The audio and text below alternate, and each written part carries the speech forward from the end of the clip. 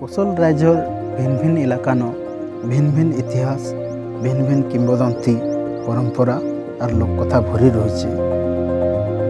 आज हेन्ता आमे गोटे इतिहास गोटे कथानी गोटे किंवदंती सुनमा जानमा खपराखल अधिष्ठात्री देवी माँ डुमेर तलनकर बाबद में। जय माँ डुमेर तलन। किंवदंती कहसी से समय दांतेवाड़ा गढ़ इष्टदेवी माँ दंतेश्वरी थिली। आउ ई समय पाटना राज्य के नंदपुर दुईटा युवक आसते मल्ल योद्धारे से पारंगम थिले। सेमानकर ना होचे हीरा आउ मदन। हीरा आउ मदन के डाकी करी वत्सराज देवंकर भाई बलराम देव गोटे चिठी लिखले आउ बस्तर पठाले से युद्ध रे साहाय्य करबार लगी।